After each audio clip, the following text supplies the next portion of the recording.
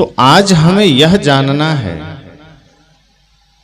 कि हम निरंतर यह सुनते आए हैं कि एक नारी का क्या धर्म होता है। विशेषकर आपने यही सुना है, चूंकि माताओं की संख्या ज्यादा है इसलिए मैं माताओं पर ज्यादा कुछ चर्चा करूंगा। कहा गया कि नारी का क्या धर्म है। शास्त्रों के अनुसार, संतों के अनुसार ज्यादातर लोगों ने क्या बताया कि एक नारी के लिए पति ही परमेश्वर होता है, और पति ही परमेश्वर होता है। इतना ही तक बात होती तो बात ठीक है, समझ में आती। पर यह भी कहा गया कि पति लूला हो, लंगड़ा हो, बीमार हो तो भी परमेश्वर है। अब इतनी भी बात रहती तो बात समझ में आती कि चलो बेचारा किसी कारण से लूला, लंगड़ा, बीमार है तो कोई बात नहीं। लेकिन जब बात यह आ गई कि पति शराबी हो, जुआरी हो, मांसाहारी हो, फिर भी परमेश्वर है, तब थोड़ा प्रश्न खड़ा हो गया कि क्यों भाई, पत्नी के लिए पति परमेश्वर है, ठीक है, बात समझ रहे हैं। लेकिन पति यदि जुआड़ी है, पति अगर शराबी है, पति यदि झूठा है, मांसाहारी है, तब भी परमेश्वर कैसे हो जाएगा? क्या तब भी वो परमेश्वर होने लायक है? क्या परमेश्वर की इतनी सरल व्याख्या है? क्या परमेश्वर का मतलब यही है कि कोई शराबी हो, कोई जुआड़ी हो, कोई नशेड़ी हो, कोई गंजेड़ी, कोई भंगेड़ी हो, कोई मांसाहारी हो, कोई अंडा खाने वाला हो? परमेश्वर की व्याख्या है जो निर्विकार है, वो परमेश्वर है। लेकिन हमारे शास्त्रों में क्या कहा गया कि नहीं, पति कैसा भी हो वो परमेश्वर है। और इसलिए पूरा काल से स्त्रियों को पैर की जूती समझा गया कि स्त्रियां पढ़ नहीं सकती, स्त्रियां मंदिर नहीं जा सकती, स्त्रियां पुरुषों के बराबर नहीं रह सकती। उन्हें पुरुषों के पीछे पीछे चलना है, आज्ञा में चलना है और सिर झुकाकर रहना है, और जो पति कहें वही करना है। एक जगह मैं था तो एक माता आई, उन्होंने कहा कि गुरुजी मेरा पति मांसाहारी है और हमने माला लिया है गुरु से। घर में मेरे अतिरिक्त सभी लोग मांस खाते हैं, अंडा खाते हैं। अब समस्या ये होती है कि हमें अलग भोजन करना पड़ता है, और पति का आदेश रहता है कि जो मांस हम लाते हैं वो तुम्हें पकाना पड़ेगा।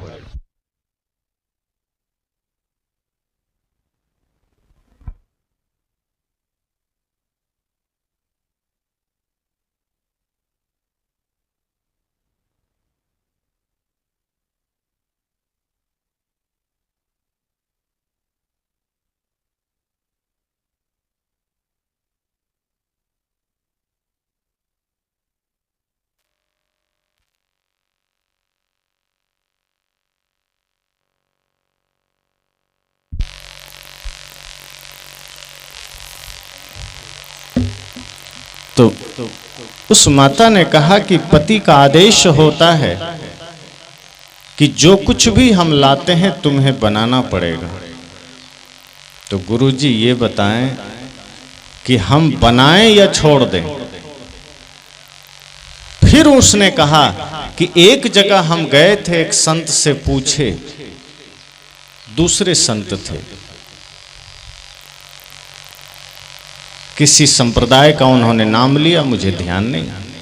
उन्होंने कहा कि संत जी ने कहा कि पति चाहे मांस बनाने कहे, चाहे शराब का प्याला उठा कर देने को कहे, पत्नी का धर्म है पति की सेवा करना, इसलिए तुम्हें तो करना ही पड़ेगा। उस माता ने कहा लेकिन आपको मैंने सुना है कुछ दिनों से, तो हमें लगता है कि नहीं, ऐसा करना पाप है। आप बताइए क्या ये करना सही है? मैंने कहा पहली बात तो ये समझो कि वो पति है, अगर उसे शास्त्र ने परमेश्वर कहा है तो वो शास्त्र पुरुषों ने ही लिखे हैं, इसीलिए अपने लिए परमेश्वर लिख लिया है। अगर वो शास्त्र किसी नारी ने लिखा होता तो पुरुष के लिए पत्नी भी परमेश्वरी होती, और दोनों में कोई भेद नहीं है, स्त्री पुरुष में कोई अंतर नहीं है, चेतना दोनों के भीतर बराबर है। इसीलिए अधर्म के मार्ग पर, पाप के मार्ग पर, हिंसा के मार्ग पर चलने के लिए अगर पति भी कहे तो मना कर देना, और धर्म के मार्ग पर चलने के लिए कोई पराया भी कहे तो चल देना। ये पत्नी का धर्म है। पत्नी का धर्म यह नहीं है कि पति बिगड़ जाए तो उसके बिगड़े में सहायक बन जाओ। पत्नी का धर्म यह नहीं है कि पति गलत मार्ग पर जा रहा है तो तुम उसका सहयोगी बन जाओ। पत्नी का धर्म यह भी नहीं है कि वो मांसाहारी है तो तुम मांस पका कर दो, बल्कि पत्नी का धर्म तो हमारे ऋषि मुनियों ने, सदगुरु कबीर ने ये कहा है कि जो अपने पति के आचरण को सुधार दे, जो अपने पति के बिगड़े हुए कदम को सुधार दे, वो वास्तव में धर्म पत्नी होती। इसलिए कोई भेद नहीं है। और ये स्थितियां भारतवर्ष की रही कि नारियों को सदा तुच्छ समझा गया कि आप पढ़ नहीं सकते, और काफी समय बाद तो यह भी बातें प्रचलित हो गई कि नारियां मंच पर नहीं बैठ सकती, त्यागी नहीं बन सकती, तपस्विनी नहीं बन सकती, साध्वी नहीं बन सकती, कथा नहीं कर सकती, सत्संग नहीं कर सकती, और अगर कोई ऐसा कर लिया तो फिर बड़े बड़े धर्मगुरु उनको उंगली दिखाकर कहते हैं कि तुमने ये पाप किया है। लेकिन सदगुरु कबीर के सामने जब ये समस्या आई तो उन्होंने कहा, को पुरुषा को नारी, कौन स्त्री कौन पुरुष, तुम शरीर को देख रहे हो, शरीर स्त्री पुरुष है, दोनों के भीतर जो जीव बैठा है वो तो एक समान है, वो तो आत्मा एक जैसी है, परमात्मा दोनों के भीतर एक समान है, फिर भेद क्यों करना।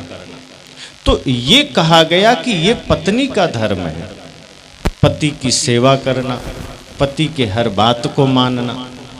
ठीक है, अगर एक पारिवारिक जीवन को सुखी बनाना है तो व्यवहारिक जगत में एक दूसरे की बातों को मानिए। ऐसा नहीं है कि आप पति की बात ना मानिए, लेकिन उचित बात मानिए।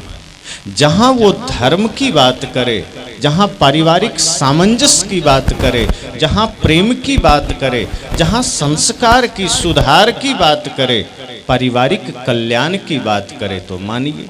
और अगर कोई बातें ऐसी है जो संस्कार के विरुद्ध है, जो जीवन के नियम के विरुद्ध है, जो आपकी मर्यादा के विरुद्ध है, तो वो बातें मानने योग्य नहीं है। इसलिए हमें यह विचार करना है कि जिस धर्म की चर्चा, जिस मर्यादा की चर्चा शास्त्रों में की गई, पहले आज उसे समझने की जरूरत है। और इसलिए हमारे महान संतों ने कहा कि अगर पत्नी के लिए पति देव है तो पति के लिए पत्नी भी देवी है, और दोनों को एक दूसरे की मर्यादा का पालन करना पड़ेगा, दोनों को एक दूसरे के प्रति समर्पण का भाव रखना पड़ेगा। और सच तो यह है कि जब तक समर्पण नहीं आएगा संसार में सुखी नहीं हो सकते। अगर पति चाहे कि सिर्फ पत्नी हमारे लिए समर्पित हो जाए तब वो घर सुखी नहीं हो सकता, दोनों को एक दूसरे के प्रति समर्पित होना पड़ेगा। एक युवक के मन में ख्याल उठा कि हमको शादी करनी है, लेकिन संसार को देखता हूँ तो दुख नजर आता है, पीड़ा नजर आती है, लोगों को लड़ते हुए देखता हूँ, पति पत्नी में तलाक होते हुए देखता हूँ, कहीं कहीं एक दूसरे को मारते हुए देखता हूँ, हिंसा देखता हूँ, तो बड़ा डर लगता है, क्या करूँ, शादी करूँ कि ना करूँ। तो वो एक संत के पास गया, संत से कहा, गुरुजी समाधान करें, शादी करें या ना करें। संत ने कहा, देखो मैं जो बात कहूँगा वो तो मैं शब्दों में कहूँगा, तुम अच्छा हो कि एक संत हैं जो गृहस्थ संत हैं और गांव के बाहर कुटिया में रहते हैं, वहां चले जाओ, वो तुम्हें प्रैक्टिकल बताएंगे। उस युवक ने कहा, ठीक है, जैसी आपकी आज्ञा। जेठ महीना था, तपती हुई दोपहरी थी, चारों तरफ एकदम गरम गरम हवा चल रही थी, दोपहर का समय, वो युवक गांव के बाहर एक कुटिया में गया, देखता है संत बैठे हैं कुटिया में। पति पत्नी साथ रहते थे, लेकिन संत का जीवन था, दोनों बड़े ही त्यागी वैरागी तपस्वी थे। वो युवक वहां जब गया तो कहा, गुरुजी मैं कुछ जानने आया हूं। तो उस गृहस्थ संत ने कहा, क्या जानना चाहते हो? उसने कहा, आप ये बताएं कि हम गृहस्थ जीवन में प्रवेश करना चाहते हैं, क्या उपाय है? कैसे जीवन के सूत्रों को, कैसे जीवन के उपाय को हम अपने जीवन में उतारें? कौन से उपाय को उतारें कि हमारा पारिवारिक जीवन सुखी हो सके, कि हमारा सामाजिक जीवन सुखी रहे, हम कभी दुख दर्द में ना पड़े। तो संत ने कहा, ठीक है, आए ही हो तो थोड़ी देर बैठ जाओ। बैठो, फिर चर्चा होगी आराम से, क्यों हड़बड़ी करना। आजकल आदमी बहुत हड़बड़ी में रहता है। कई बार आदमी फोन करेगा, महाराज जी 2 मिनट का समय है, जरा मुक्ति के बारे में बता दीजिए, जरा शांति के बारे में बता दीजिए। मैं कहता हूँ 2 मिनट में मुक्ति और शांति संभव नहीं है। अगर मुक्ति चाहिए तो समय लेकर आइए। ये फोन पर मुक्ति थोड़े मिलती, फोन पर शांति थोड़े मिलती है, फोन पर सिर्फ इन्फॉर्मेशन मिलता है। मुक्ति के प्रति प्यास जग पाए, इतने सा सूत्र मिलता है। उस संत ने कहा कि तुम भी बड़े हड़बड़ी में लगते हो, जरा बैठो। इतनी हड़बड़ी क्या है, थोड़ी प्रतीक्षा तो करो, थोड़ा इंतजार करो। उस युवक ने कहा, ठीक है। उस संत ने भीतर आवाज दिया अपने धर्म पत्नी को। गृहस्थ संत ने कहा कि एक लालटेन जला कर ले आओ।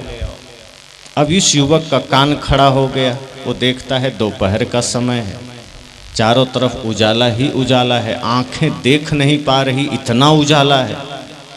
और ये साधु कह रहा है कि लालटेन जला कर ले आओ, कहीं मैं किसी पागल के पास तो नहीं आ गया? क्या पता इस सुनसान में कोई पागल बैठा हो। इतना सोच ही रहा था कि फिर ध्यान आया कि लगता है वो संत मुझे अपना पिंड छुड़ाने के लिए कहीं यहाँ तो नहीं भेज दिए पागल के पास। अब ये ख्याल चल ही रहा था कि तब तक उनकी धर्म पत्नी भीतर से सच में बिना किसी सवाल के लालटेन जला के ले आई। अब इसको पक्का विश्वास हो गया कि ये तो पागल है ही, पत्नी महापागल है।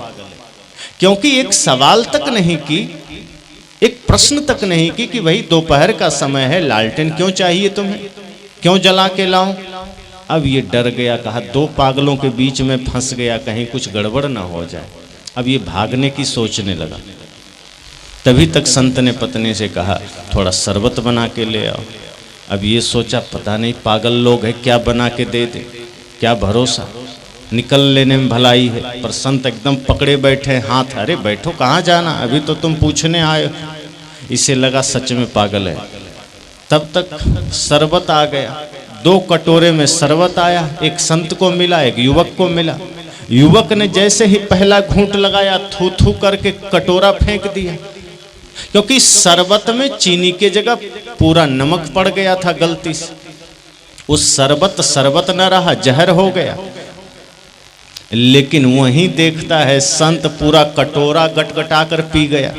अब इसे लगा कि पक्का पागल आदमी है, इतना नमक था इसमें, हम एक घूंट ना पी सके, ये पूरा कटोरा पी गया। अब वो उठ खड़ा हुआ कि महाराज मैं चलता हूँ। अरे तुम तो समाधान के लिए आए थे। कहने नहीं, बस अब चलता हूँ, ज़्यादा रुक नहीं पाऊंगा। आप समाधान देने के मूड में नहीं लगते, हम आपको कुछ पूछने आए थे, आप तो क्या क्या पागलों जैसी हरकत कर रहे हैं। संत ने कहा, कोई बात नहीं, जाओ, लेकिन तुम्हें पता होना चाहिए कि तुम्हारा समाधान मैंने कर दिया है। तो उसको लगा पागल क्या कह रहा है, कौन सा समाधान, अभी तो आप लोग पागलों जैसी हरकत कर रहे हो, कौन सा समाधान, लालटेन जलवा के मंगवा रहे हो, ये कड़वा घूंट पी रहे हो। संत ने कहा, जरा विचार करो, उस संत का ध्यान करो जिसने तुम्हें मेरे पास भेजा है। क्यों भेजा, जरा याद करो, उन्होंने क्या कहा था कि मेरे पास सिर्फ शब्दों की बात, ज्ञान की बात मिलेगी, शब्द मिलेंगे, लेकिन जहां मैं तुम्हें भेज रहा हूं वहां प्रैक्टिकल मिलेगा, अनुभव मिलेगा। अब सोचो, अगर मैं भी यहां तुम्हें शब्दों में ही प्रवचन करता तो वो संत तुम्हें मेरे पास क्यों भेजते, फिर मेरे बढ़िया तो वही कर रहे थे प्रवचन, तो मेरे पास क्यों आया। प्रैक्टिकल के लिए मेरे भाई बैठ जा, और अभी तक प्रैक्टिकल चल रहा था, तुम नहीं देख पाए। कहा क्या? कहा जरा ये बताना, दोपहर का समय है। कहा बिल्कुल है। कहा मुझे भी पता है, तुम्हें भी पता है, और मेरी पत्नी को भी पता है। कहाँ पता है? कहा मैंने कहा लालटेन जला कर ले आओ। वो चाहती तो मना कर देती, वो चाहती तो पूछती, लेकिन उसने सवाल नहीं किया कि पति देव ने कहा है, कोई तो कारण होगा। अगर उन्होंने मांगा है कुछ तो वजह होगी, क्यों पूछना? दे देना है जलाकर। और उन्होंने जलाकर दे दिया। एक पति के लिए पत्नी ने अपना समर्पण का फर्ज निभाया कि पति ने कुछ कहा तो वो मान गई। और आज का पति अगर दिन में 1 घंटा पहले जल पिया हो और ठीक 1 घंटे बाद फिर से कह दे कि 1 गिलास जल ले आओ, तो पत्नी सवाल कर देगी कि अभी 1 घंटा पहले तो पिया था, इतना प्यास लगी है, क्या करोगे? उचित काम में भी आप प्रश्न कर देते हो, प्रश्न पूछने लगते हो, लेकिन संत ने कहा मेरी धर्म पत्नी ने सवाल नहीं किया, उसका समर्पण देखो मेरे प्रति।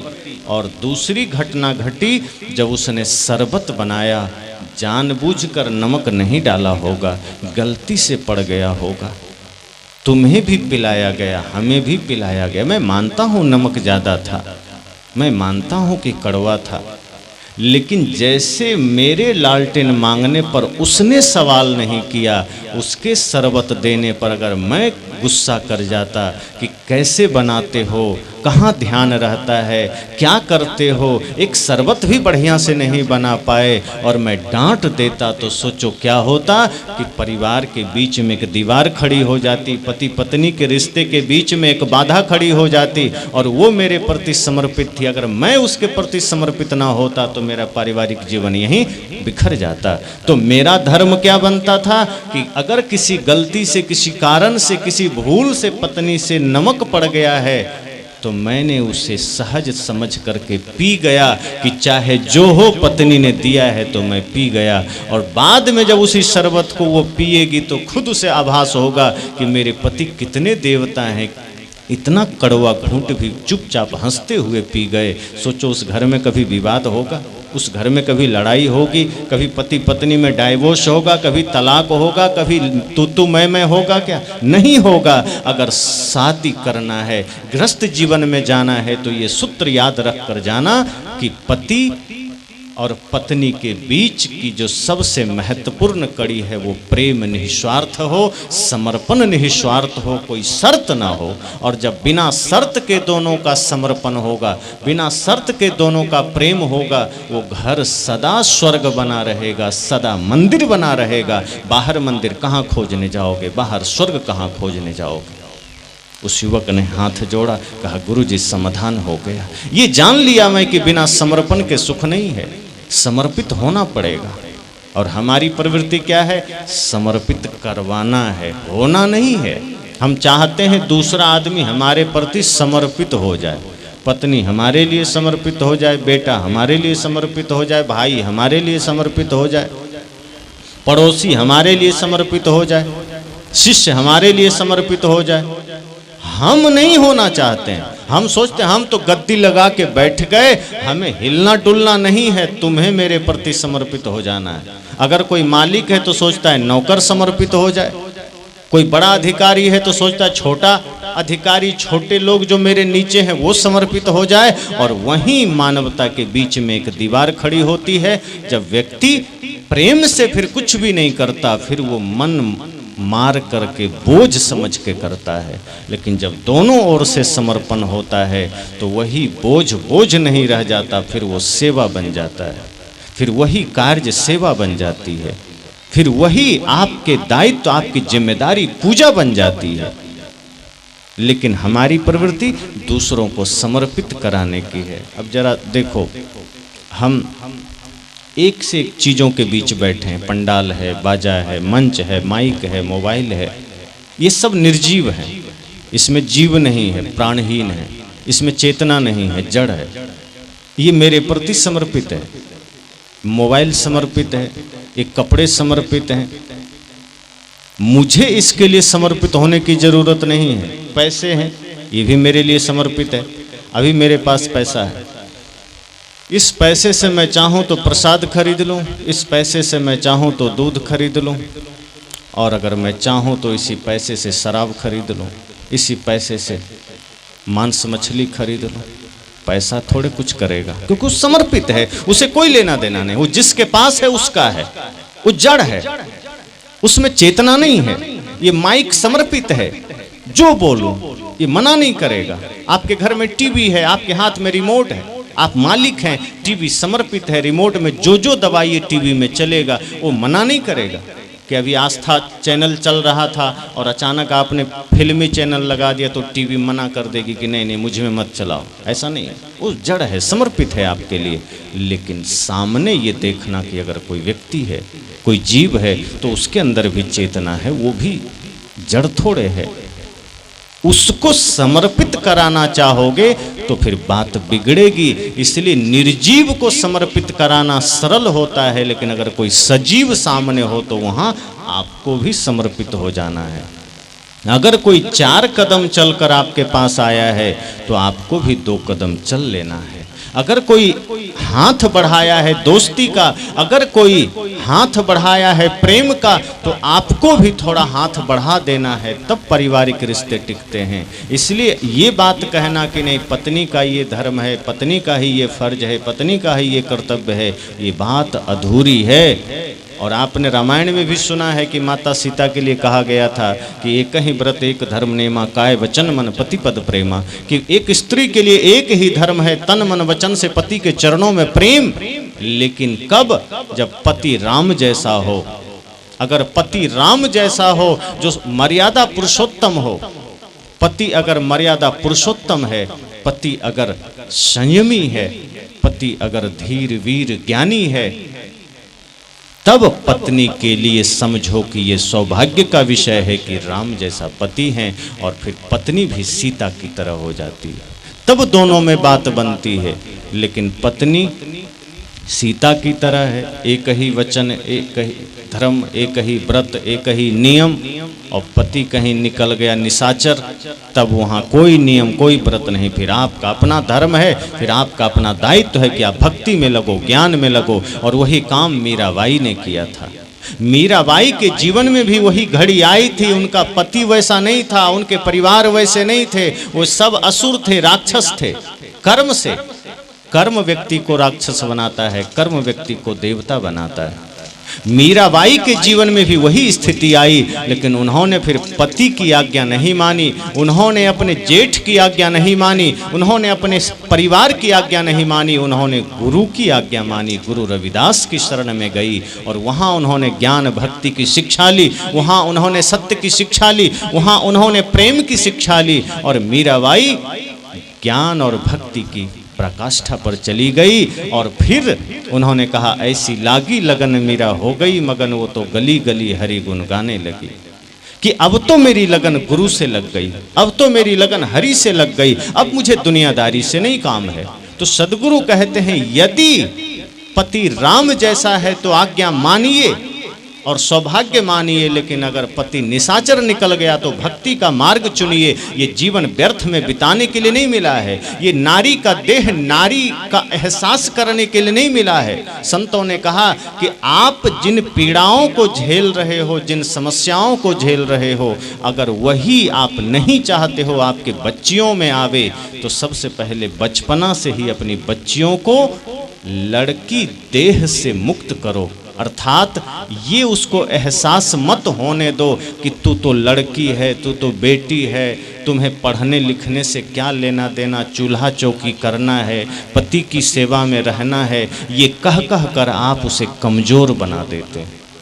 आपको अगर अपने बच्चियों को सिखाना है तो लक्ष्मीबाई का आदर्श सिखाना, अगर अपने बच्चियों को कुछ सिखाना है तो मीराबाई की भक्ति सिखाना, अगर कुछ सिखाना है तो उन्हें मैत्री गार्गेयी का ज्ञान सिखाना, उसे विद्वता सिखाना, उसे साहस शौर्य सिखाना। अगर आपने शौर्य और साहस सिखाया तो निश्चित मानिए आपकी बेटियां भी सिर उठाकर चलेगी, और इस समाज में फिर किसी का हिम्मत नहीं है कि कुदृष्टि कर दे, फिर किसी की हिम्मत नहीं है कि उसके तरफ आंख उठा कर देख दे। लेकिन आप वही करते हो, वस्त्र भी वैसे ला कर दे देते हो, छोटी सी बच्ची है, होठ रंगना शुरू कर देते हो, नाखून रंगना शुरू कर देते हो, सारा ड्रेस ऐसा बना देते हो कि बचपन से ही वो छुई मुई बन जाती है। अब जब बच्चियों को छुई मुई बनाओगे तो बाद में भय में तो जिएगी ही, बाद में पीड़ा में तो जिएगी ही। सदगुरु कहते हैं नहीं, उसको सामर्थ्यशाली बनाओ, उसके भीतर शौर्य और ज्ञान भरो, उसके भीतर बोध भरो, विवेक भरो। अगर अपने बच्चे को कुछ देना है तो बोध देना, ज्ञान देना, इससे बड़ा कोई उपहार नहीं है, इससे बड़ा कोई दान नहीं है। अगर ये दिया तो आपका पारिवारिक जीवन मधुर बनेगा, मजबूत बनेगा, समृद्ध बनेगा। और यही बच्चों के लिए भी करिए, अपने बच्चों को भी वही दिव्यतम संस्कार दीजिए जिससे कि आपके बच्चे माता पिता गुरु की भक्ति को जान सकें। आज आपके बच्चे माता पिता गुरु की भक्ति नहीं जानते। 1000 परिवार को अगर आंकड़ा लेकर देखो तो 1000 में कितने परिवार निकलेंगे जिनके बच्चे किसी संत, किसी गुरु, किसी महापुरुष को देखकर खुद दौड़कर चरण छू लेते हो। कई बार आपको धक्का देना पड़ता है, सोचो क्या संस्कार में उपल रहा है। और वो तो छोड़ो, घर में वो रोज रहते हैं, कहीं न कहीं दादाजी किसी कोने में बैठ करके रोज कहते हैं प्रातः काल उठ के रघुनाथा मात पिता गुरु ना बही माथा। तो रघुनाथा तो मात पिता गुरु ना बही माथा करते थे, आपका लल्ला तो जाकर कहीं बीड़ी सुलगा रहा है, छोटा सा है, गुटखा खा रहा है, कहीं जाकर के टीवी देख रहा है, कहीं मोबाइल में कार्टून देख रहा है। यही चौपाई जरा उसको भी सुना दो, उस बच्चे को भी बचपन से वही चौपाई सुनाओ, उसके हाथ में मोबाइल ना पकड़ाओ, तो वो भी प्रातः काल उठेगा, आपके बड़े बुजुर्गों का चरण छुएगा, तो संस्कारवान बनेगा। तभी तो श्रवण कुमार की मर्यादा उसके जीवन में आएगी, तभी तो राष्ट्र के प्रति जो हमारे भीतर देशभक्ति या राष्ट्रभक्ति होनी चाहिए, भगत सिंह की मर्यादा उसके भीतर आएगी, भगत सिंह का पराक्रम शौर्य उसके भीतर आएगा, तभी तो राम की मर्यादा उसके भीतर आएगी।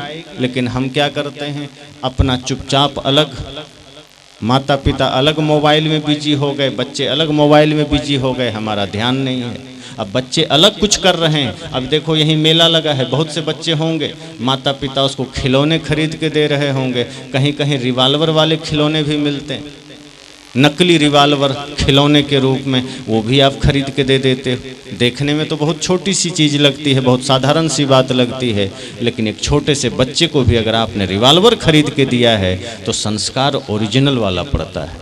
भले ही वो रिवाल्वर नकली हो, पर संस्कार नकली नहीं होता, क्योंकि जब वो बच्चा रिवाल्वर लेकर घर जाएगा तब वो क्या करता है, उसको भी पता है, छोटा सा बच्चा है, वो पिता के कनपट्टी पर सटा देता है। कैसे नहीं पता है कि रिवाल्वर मारने की चीज है, और वो ट्रिगर भी दबाता है, और आवाज थोड़ी सी हुई और पिता कहीं आंख खोल कर देखते रह गया तो बच्चा रोने लगता है कि मैंने तुमको मारा और तुम मरे क्यों नहीं। अब बच्चा बेचारा नादान है, उसे क्या पता कि ओरिजिनल में मरना और नकली मरना क्या होता है। अभी वो ये सोचता है, क्योंकि टीवी में देखा है उसने, आपके द्वारा अखबारों से पढ़ा सुना है उसने, किसी न किसी भांति उसे पता है कि जब बंदूक चलाई जाती है तो लोग मर जाते हैं, खून निकलने लगता है। वो बच्चा भी आपके कनपट्टी पर बंदूक रख के ट्रिगर दबाया, और अगर आप देखते रह गए तो रोने लगता है कि तुम क्यों नहीं मरे, हम गोली चला रहे हैं, तुमको भी मरना चाहिए। फिर आप मरने का नाटक करते हैं, गर्दन झुका देते हैं, वो हंसने लगता है। उधर से माँ कहती है बेटा जरा हमको भी मारो, माँ को भी खुशी हो रही कि बेटा कितना बढ़िया रिवाल्वर चला रहा है। फिर वो दौड़ करके माँ के कनपट्टी पर भी सटा दिया, माँ भी लुढ़क गई, नकली में लुढ़क गई। फिर दादाजी कहते हैं जरा हमारे तरफ भी आओ।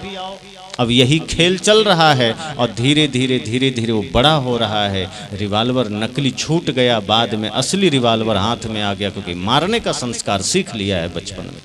फिर वो रिवाल्वर तो छोड़ो, एक डंडा भी आपकी तरफ इशारा कर दिया तो आप पानी पानी हो जाते हो कि मेरा बेटा 15 साल का 18 साल का मेरे को डंडा दिखा दिया, सारी मर्यादा धूमिल हो गई, सारी इज्जत मिट्टी में मिल गई। कौन सिखाया था?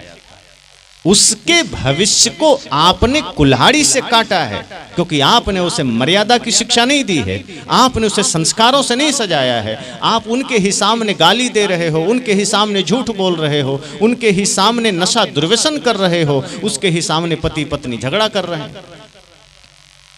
वो झगड़े सीखते कहां से हैं? आपसे ही सीखते हैं। एक बच्चा विद्यालय से सीख कर आया, इतिहास में बड़े युद्ध होते थे, पानीपत की लड़ाई, हल्दी घाटी की लड़ाई और तमाम जगह जगह की लड़ाइयों का वर्णन वो पढ़ कर आ गया। अब उसको समझ नहीं आया कि लड़ाइयाँ होती कैसे। वो पिता से पूछ रहा था कि पिताजी लड़ाई कैसे होती, क्या कारण है लड़ाई होने का। तो पिता ने कहा देखो ऐसा है, मान लो पाकिस्तान ने भारत पर अटैक कर दिया। अब इतना कहा ही था कि अंदर रसोई घर में पत्नी रोटी बेल रही थी। पत्नी ने सुना तो उसने कहा कि ए झूठ क्यों बोल रहे हो, भारत पर अभी पाकिस्तान ने तो अटैक किया नहीं है, फिर तुम क्यों बोल रहे हो। पति ने कहा अरे मैं सच थोड़े कह रहा हूं, मैं तो कह रहा हूं मान लो, जैसे गणित में कहते हैं ना माना कि, कुछ भी संख्या उठाकर फिर हिसाब बनाते हैं, इसी तरह से मैंने इतना कहा है कि मान लो पाकिस्तान ने भारत पर अटैक कर दिया। पत्नी ने कहा जब किया ही नहीं तो क्यों मान ले, झूठ क्यों बता रहे हो बेटे को। पति ने कहा अरे तुम भी गजब की बात करते हो, मैंने ये थोड़े कहा कि हाँ सच में अटैक कर दिया है, मैंने कहा कि जैसे समय समय से करता रहता है ऐसे ही सिर्फ मान लो। पत्नी रोटी बेलते बेलते बेलन लेके बाहर आ गई, कहा झूठ सिखा रहे हो, ये नहीं चलेगा। पति को भी गुस्सा आ गया कि कैसी महिला है, मैंने सिर्फ माना की बोला है, मैंने सिर्फ मान लो बोला है और ये तो उत्तेजित हो गई जैसे ये पाकिस्तान की है। पत्नी ने कहा जो भी हो बेटे को गलत सिखा रहे हो। अब दोनों में तू मैं शुरू हो गया। अब बेचारा वो लड़का वहां बैठा देख रहा है। अब पति भी डंडा उठा लिया, बगल रखा था, इसको भी गुस्सा आ गया। पत्नी भी बेलन उठा ली कि तुम गलत सिखा रहे हो, ये नहीं चलेगा, बेटे को गलत नहीं सिखाना है। अब दोनों में तू मैं। अब डंडा चलाने ही वाला था पति, तब तक बेटा चिल्लाया कि रुक जाओ, मुझे पता चल गया युद्ध कैसे शुरू होता है, मैं जान गया, अब तुम बंद करो ये नाटक। तब पिता को एहसास हुआ, माँ को भी एहसास हुआ कि मजे मजे में, मजाक मजाक में हम सीरियस हो गए और जो युद्ध के बारे में ये जानता तक नहीं था हम घर में ही लड़के इसे सच में बता दिए। अब ये तो लड़ाई सीखेगा ही, ये तो इतिहास की बात पूछने आया था, ये तो इतिहास की चर्चा करने आया था और हम दोनों में इतनी नासमझी करके हमने बच्चे को खुद लड़ाई दिखा दी, लड़कर सिखा दिया। यही मूढ़ता करते हैं। तो सदगुरु कहते हैं कि नारी का धर्म और एक पुरुष का धर्म यह है कि अगर आप पारिवारिक जीवन में हो तो पहले तो दोनों समर्पित भाव से रहो, और दूसरी बात है कि अपने जीवन में वो मर्यादा धारण करो, वो संस्कार धारण करो कि वही फिर आपके बच्चे बच्चियों में जाए। आज आपके बच्चियों में, आज आपके बच्चों में अगर वो दिव्यतम संस्कार नहीं गए तो रोने के अलावा कोई दूसरा उपाय नहीं है। मैं अक्सर कहा करता हूँ कि आज जगह जगह वृद्धाश्रम खुल रहे हैं, ये देश के लिए अच्छी बात नहीं है, ये देश के लिए वरदान नहीं है वृद्धाश्रम खुलना। लोग बड़े गर्व से कहते हैं कि हमने वृद्धाश्रम खोला है, ये गर्व की बात नहीं है, ये भारत देश के लिए दुर्भाग्य की बात है। जिस देश में आप शिव की उपासना करते हो, जिस देश में आप दुर्गा की उपासना करते हो और क्या कहकर करते हो कि शिव जी जगत पिता हैं, दुर्गा जगत जननी है, तो सोचिए कि जो जगत पिता हैं, जगत जननी है, उसी देश में अपने पिता अपने माता को वृद्धाश्रम भेज रहे हो। ये कहाँ जगत पिता जगत जननी हुए। अगर शिव जी को जगत पिता मान रहे हो तो उनकी ही मान रखते हुए, उनकी ही मर्यादा करते हुए कम से कम अपने पिता में जगत पिता देख लेते। उसी जगत जननी दुर्गा को मान रखते हुए, उनकी ही मर्यादा करते हुए अपनी ही माँ में जगत जननी देख लेते तो कभी भी माँ बाप का तिरस्कार ना होता, तो कभी भी माँ बाप का अपमान ना होता। जितना अपमान आज हमारे भारत की भूमि में माँ बाप का होता है शायद ही कहीं होता होगा। जितना धर्म प्रधान देश हमारा भारत है, जितना संत शास्त्र हमारे देश में है, जितना कथा सत्संग पंडाल हमारे देश में लगते हैं, उतना ही आज माँ बाप तिरस्कृत होते हैं, उतना ही माँ बाप की आंखों में आंसू है। ये कहाँ का धर्म है, ये कहाँ की भक्ति है और कहाँ हमारा समाज जा रहा है। क्योंकि हम सुन कर जाते हैं, यहीं झाड़ देते हैं, घर तक नहीं ले जाते। मैंने कल भी कहा था, सत्संग हम लेकर नहीं जाते, हम कुछ सीखने के लिए थोड़े आते हैं, हम सुनते हैं चले जाते हैं। इसलिए आज पारिवारिक जीवन बिगड़ा हुआ है, आज हमारे बच्चों का भविष्य बिगड़ रहा है। आज हमारे बच्चे पढ़ लिख करके बड़े बड़े पोस्ट पर तो चले गए, लेकिन वो संस्कार में बहुत छोटे हो गए, संस्कार में वो बहुत छोटे रह गए। आज बड़े बड़े शहरों में आप देखते हैं जो डॉक्टर बनते हैं, कुछ इंजीनियर बनते हैं, कुछ वकील बनते हैं, कोई आईएएस आईपीएस बनते हैं, कोई बिजनेसमैन बनते हैं, और इसी देश में ये सब मिलकर के देश को खोखला कर रहे होते हैं। अगर 10,000 डॉक्टर इस देश में होंगे तो उसमें से कितने अच्छे डॉक्टर होंगे? ज्यादातर वे होते हैं जो लूटने के लिए बैठे होते हैं कि किसी तरह मेरे पास आवे तो फर्जी बिल बना करके, फर्जी का खर्चा बता करके लूट लें और अपने आप का जेब भर लें, चाहे ये मरे चाहे जिए। 2-2 दिन मरा हुआ लाश का इलाज इस देश में होता है। कितनी इंसानियत गिर गई है।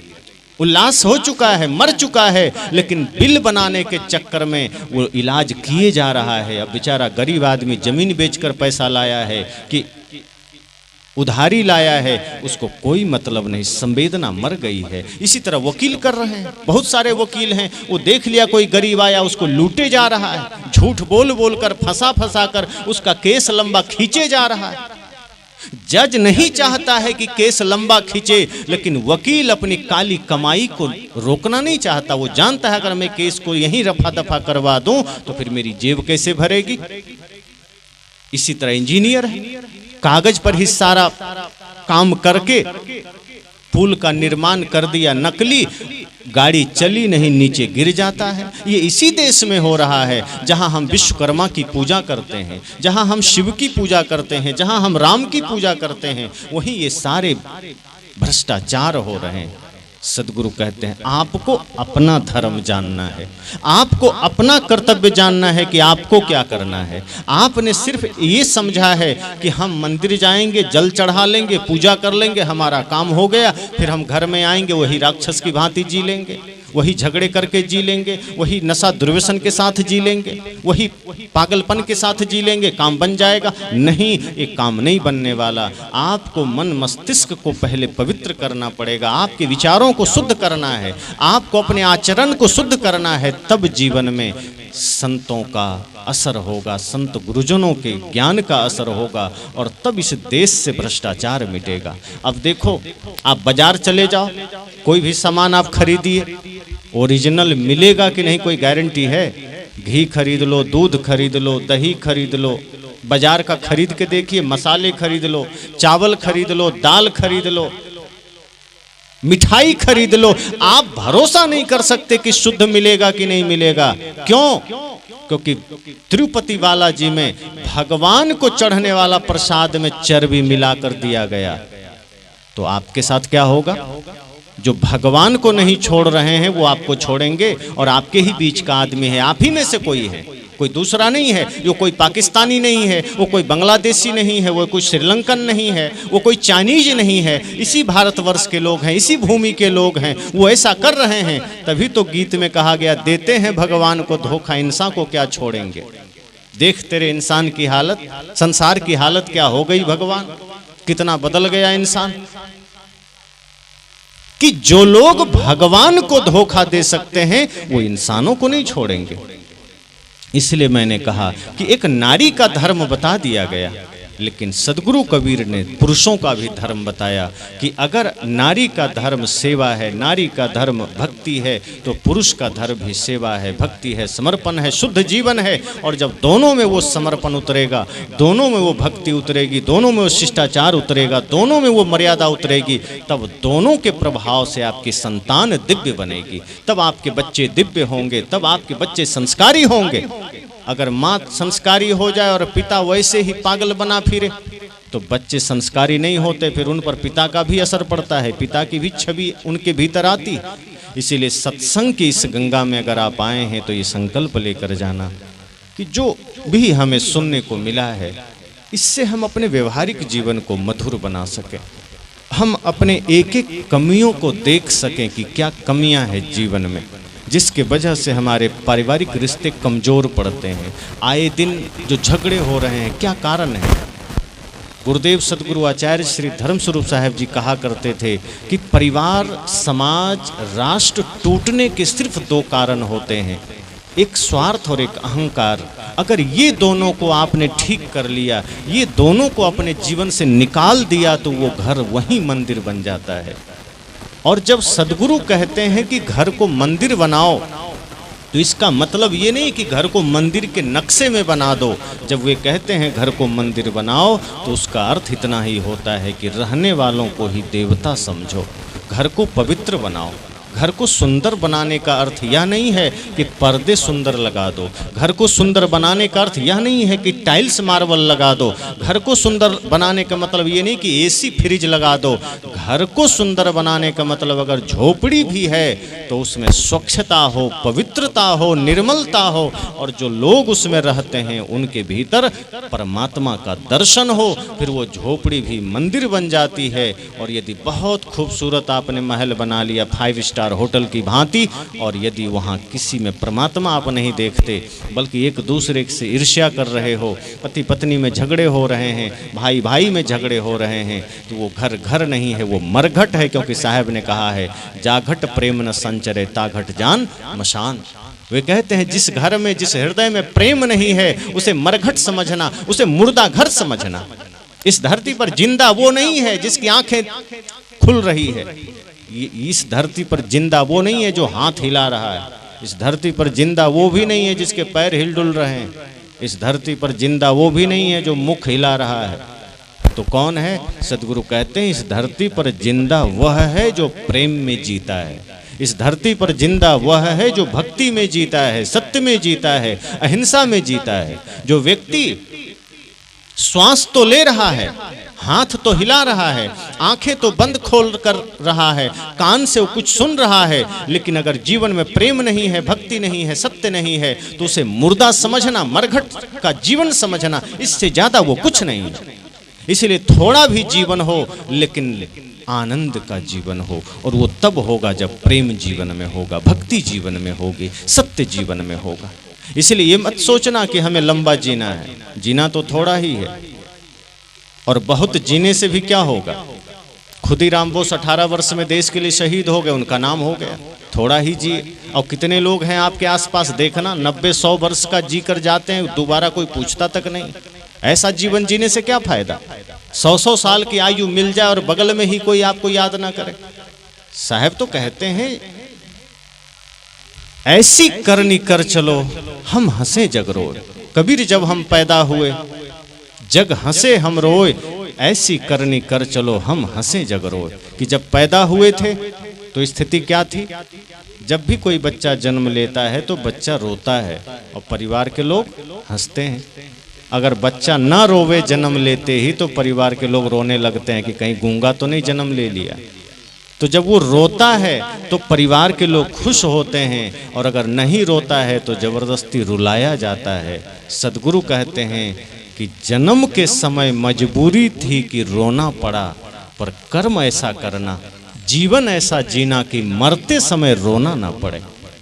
तो मरते समय मुस्कुरा के जाना, हंस के जाना, और हंस के वही जाता है जिसने जीवन को जाग के जिया है, जिसने जीवन को प्रेम में जिया है, जिसने जीवन को भक्ति में जिया है। और फिर तब क्या होगा, जब हंसते हुए जाओगे तो जो लोग या संसार आपके लिए हंसा था अब वो रोएगा, क्योंकि जिसके लिए कोई हंसा है वो रोने के लिए जिंदा नहीं बचता है। ज़्यादातर यही होता है, क्योंकि माँ बाप हमारे लिए हंसते हैं, मुस्कुराते हैं, लेकिन जब व्यक्ति बूढ़ा होकर मरता है तब उसके लिए वो माँ बाप शायद ना बचे। ऐसा अक्सर होता है। वो कभी कभार होता है कि माँ बाप के सामने ही बेटा गुजर जाता है, वरना ज़्यादातर यही होता है कि माँ बाप पहले गुजरते हैं फिर बेटा गुजरता है। तो जो आपके लिए आपके जन्म पर हंसे थे, मुस्कुराए थे, वो आपके अंतिम विदाई में हंसने के लिए या रोने के लिए नहीं बचेंगे। आप जिसके लिए हंसे थे वो आपके लिए आंसू बहाएगा। और अंतिम घड़ी में अगर आप हंसते हुए जा रहे हैं, मुस्कुराते हुए जा रहे हैं, तो क्या समझना, आपने जीवन को जीत लिया है। आपने जिस उद्देश्य से मानव जीवन पाया था वो काम कर लिया है। इसलिए मैंने कहा कि आज अपने अपने धर्म को समझना है, माताओं को भी पुरुषों को भी, और खास करके माताओं को इसलिए क्योंकि माताओं को ऋषियों ने भी निर्माता कहा है। माता निर्माता भवति। आप बच्चों को सिर्फ जन्म नहीं देते हो, आप बच्चे का निर्माण करते हो। उसके शरीर का भी, उसके चरित्र का भी। अगर आपने अपने जीवन को नियम संयम से जिया है, भक्ति प्रेम से जिया है, तो आपकी भक्ति, आपका प्रेम, आपका संयम आपके संतान पर उतरेगा। अगर आपने जीवन में असंयम किया है, अगर आपने जीवन को बेहोशी में जिया है, तो आपकी बेहोशी आपकी संतान पर उतरेगी। फिर वो संतान दिव्य नहीं हो सकती, फिर वो संतान तारनहार नहीं बन सकती, समाज के लिए कल्याणकारी नहीं हो सकती। इसलिए मैंने कहा कि अगर मौका मिले जीवन में तो समाज के लिए, राष्ट्र के लिए निर्माण में सहयोगी बनिए। किसी भी वजह से समाज और राष्ट्र के विध्वंस में सहयोगी मत बनिए। जो समाज और निर्माण के विध्वंस में सहयोगी बनते हैं, वो इस धरा पर समझो कि वो कृतज्ञ होते हैं। वह उन्हें ही तो हम गद्दार कहते हैं कि जो देश के खिलाफ खड़ा होता है। तो देश के खिलाफ कौन खड़ा है? इस मिट्टी के खिलाफ कौन खड़ा है? जो यहाँ की सूचना पाकिस्तान में दे रहा है, क्या वही गद्दार है? जो व्यक्ति अपने महापुरुषों के बताए हुए मार्ग पर नहीं चलता है, जो व्यक्ति भारत की मर्यादा, भारत की शिक्षा, भारत की संस्कृति, भारत के संस्कार का अपमान करता है, जो व्यक्ति अपने भाई का अपमान करता है, जो व्यक्ति अपने पत्नी का अपमान करता है, जो व्यक्ति अपने माता पिता गुरु का अपमान करता है, संत कहते हैं सबसे बड़ा कृतज्ञ वो होता है, क्योंकि वही ऐसी परिस्थिति पैदा कर देता है कि खुद भी स्वार्थी बनता है, खुद भी नरक में जाने योग्य बनता है और अपने बच्चों को भी नरक में भेजने की तैयारी करता है। इसलिए अगर थोड़ा भी सत्संग मिले, थोड़ा भी सत्संग का अवसर मिले, तो एक संकल्प लेकर जाइए कि नहीं, ये जीवन थोड़ा है, पता नहीं कल क्या हो, पता नहीं कल जीवन रहे न रहे। तो आज जो समय, जो आयु हमें मिला है, इसका सदुपयोग करना है, इसका सार्थक उपयोग करना है। और इसके लिए अभी से शुरुआत करिए कि जीवन में भक्ति हो, प्रेम हो, कर्तव्य हो, धर्म हो, सेवा हो, और यही चीज़ें फिर आपकी संतान में आएगी, यही बातें आपके बच्चों में आएगी। फिर आपका घर भी स्वर्ग और मंदिर बनेगा, आपके बच्चों का जीवन सुंदर बनेगा। फिर आप अपना दायित्व निभा कर जाओगे, अपने कर्तव्य को पूरा करके जाओगे, और यही जीवन की जीत होगी। इसी मंगल कामना के साथ वाणी को विराम देता हूँ।